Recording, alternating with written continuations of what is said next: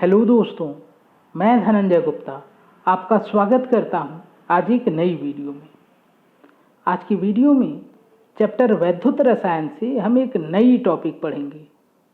आज की इस वीडियो की हमारे टॉपिक है कोलराउस नियम के अनुप्रयोग, जिसको इंग्लिश में हम लिखेंगे एप्लीकेशंस ऑफ कोलराउस लॉ।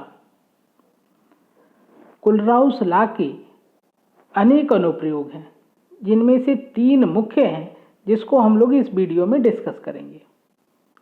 पहला अनुप्रयोग हम लोग पढ़ेंगे दुर्बल विद्युत अपघट्य के सीमांत मोलर चालकता की गणना में। दूसरा, दुर्बल विद्युत अपघट्य के लिए वियोजन की मात्रा की गणना में। और तीसरा, दुर्बल विद्युत अपघट्य के लिए वियोजन स्थिरांक की गणना में। तो चलिए अब इन तीनों को बारी बारी से हम पढ़ते हैं।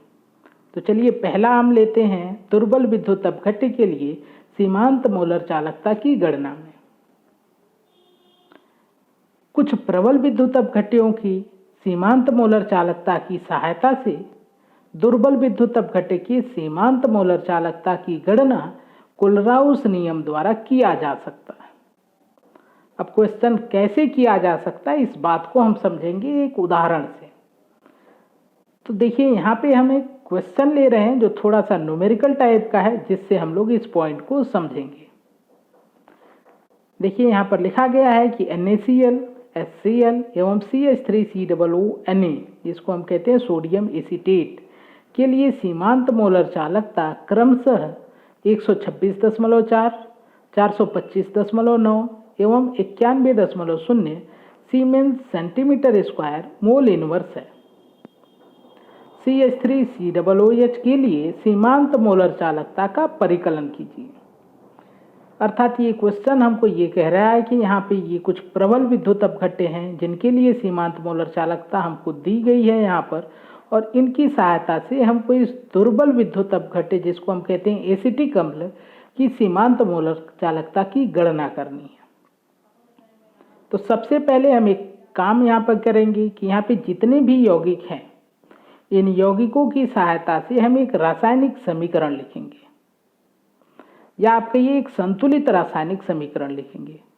तो देखिए यहाँ पर हमने एक समीकरण लिख लिया है CH3COOH, और इसकी अभिक्रिया NaCl से हम जब कराएंगे तो हमको मिलेगा CH3COONa और HCl। अब इस रासायनिक समीकरण में जो NaCl है, इसकी सीमांत मोलर चालकता हमको क्वेश्चन में दी गई थी, जो है 126.4। CH3COONa है, इसकी भी सीमांत मोलर चालकता हमारे प्रश्न में दी गई है 91.0, और HCl के लिए भी सीमांत मोलर चालकता दी गई है 425.9। यहाँ पे CH3COOH की सीमांत मोलर चालकता की गणना करनी है, जो कि अभी हमको पता नहीं है। तो चलिए इसको मान लेते हैं X। तो देखिए यहाँ पे हमने लिख दिया है X siemens centimetre square mole inverse.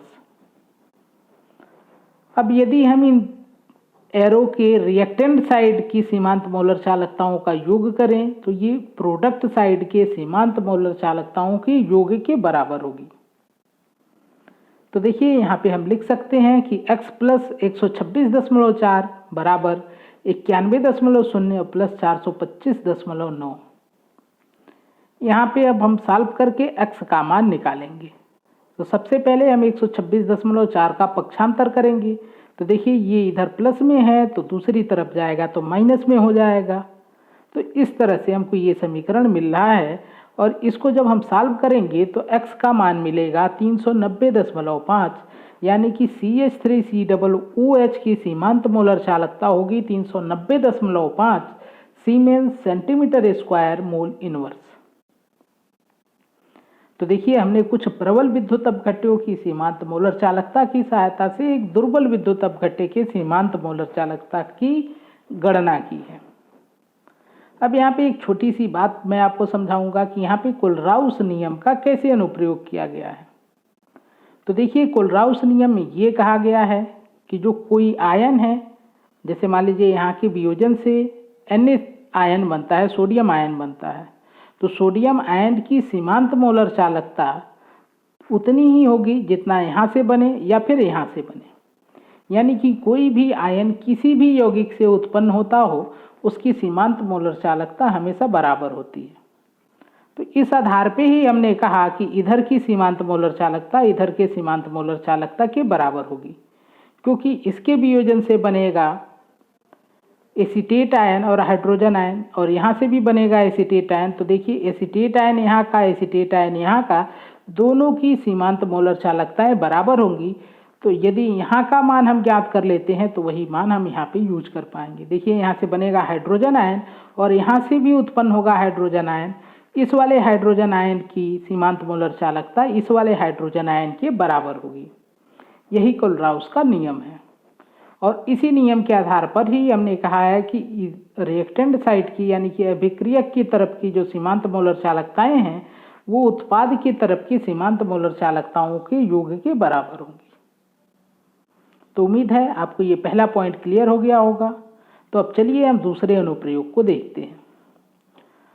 तो दूसरा अनुप्रयोग हम पढ़ेंगे दुर्बल विद्युत अपघट्य के लिए वियोजन की मात्रा के गणना में।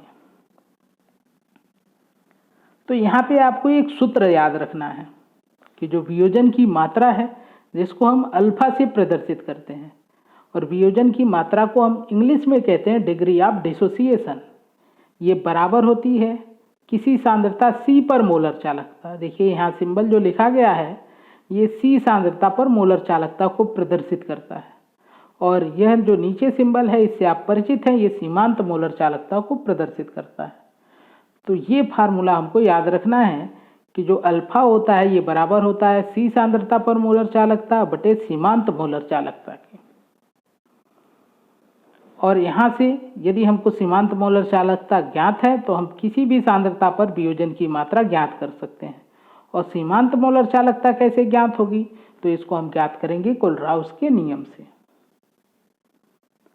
देखिए इस समीकरण में अल्फा जो है वियोजन की मात्रा है, यहाँ पर लैम्डा एम सी क्या है, किसी सांद्रता C पर मोलर चालकता, और लैम्डा एम नॉट है सांद्रता 0 पर मोलर चालकता।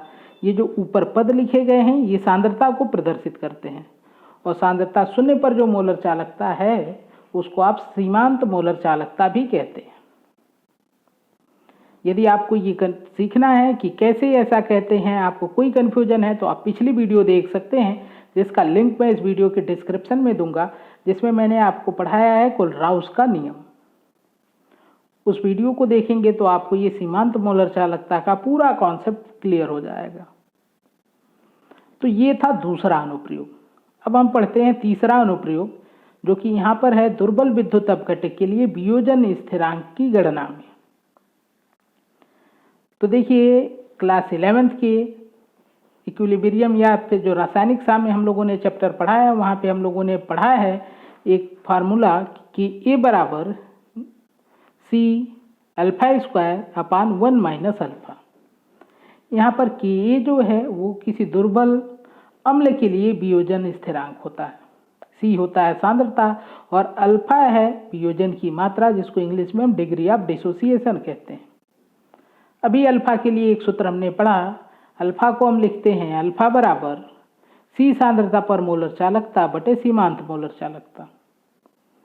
अब अल्फा के मान को यदि इस समीकरण में हम रखें तो हम लिखेंगे कि A बराबर C, और देखिए अल्फा स्क्वायर की जगह पे हमने मान रखा है और ब्रैकेट में करके यहाँ पे स्क्वायर लगा दिया है, ये वाला स्क्वायर यहाँ लगा दिया है, नीचे 1 माइनस अल्फा का मान हमने रख दिया है। अब इस समीकरण को हम थोड़ा सा सॉल्व करेंगे जो यहाँ पे हमको समीकरण मिल रहा है। तो देखिए यहाँ पे हमने क्या किया है कि इसको दो पदों में लिख दिया है, एक स्क्वायर यहाँ पर और इसको अलग से कर दिया है हमने। तो यहाँ पे लिख दिया C और सांद्रता C पर मोलर चालकता का स्क्वायर बटे सीमांत मोलर चालकता का स्क्वायर, और यहाँ पे नीचे वाले को हमने एलसीएम लेके सॉल्व किया है तो हमको ये प्राप्त हुआ है। अब देखिए ये जो सबसे नीचे का सीमांत मोलर चालकता है वो यहाँ की एक सीमांत मोलर चालकता से कैंसिल हो जाएगा, और फिर इसके बाद यहाँ जो नीचे एक बचेगा इसका हम सबसे ऊपर गुणा कर लेंगे, और इस बीच वाले का बीच में गुणा करेंगे तो हमको मिलेगा कि A बराबर C lambda M C square, यानी कि C सांद्रता पर मोलर चालकता का स्क्वायर, और बटे सीमांत मोलर चालकता, और ब्रैकेट में मिलेगा सीमांत मोलर चालकता माइनस C सांद्रता पर मोलर चालकता। इस समीकरण में Ka है दुर्बल अम्ल का वियोजन स्थिरांक। Ka के स्थान पर हम Kb लिखकर भी समीकरण बना सकते हैं इस प्रकार का। C यहाँ पर है विलयन की सांद्रता, और यहाँ पे जो लैम्डा एम सी लिखा गया है वो किसी सांद्रता C पर मोलर चालकता है, और लैम्डा एम नॉट सांद्रता 0 पर मोलर चालकता है, जिसको हम सीमांत मोलर चालकता कहते हैं। यहाँ से हम सीमांत मोलर चालकता की गणना कर लेंगे कोलराउस नियम से, और C सांद्रता पर मोलर चालकता की गणना करके हम Ka का मान ज्ञात कर सकते हैं। तो ये तीसरा अनुप्रयोग है कोलराउस नियम का। तो ये 3 मुख्य अनुप्रयोग थे जिसको हम लोगों ने इस वीडियो में पढ़ा है। अगली वीडियो में हम पढ़ेंगे कि प्रबल विद्युत अपघटक के लिए सीमांत मोलर चालकता की गणना की जो ग्राफी विधि है उसमें हम लोग कैसे ज्ञात करते हैं या उसका उपयोग कैसे करते हैं। आज की वीडियो में बस इतना ही। उम्मीद है आज की वीडियो आपको पसंद आई होगी। यदि वीडियो से आपको लाभ होता है तो वीडियो को लाइक करें, मेरे चैनल को सब्सक्राइब करें, साथ में बेल आइकन प्रेस करें, अपने विचार को कमेंट बॉक्स में लिखें। और आज की वीडियो देखने के लिए आपका धन्यवाद। हम मिलते हैं आपसे कल एक नई टॉपिक में, एक नए वीडियो के साथ।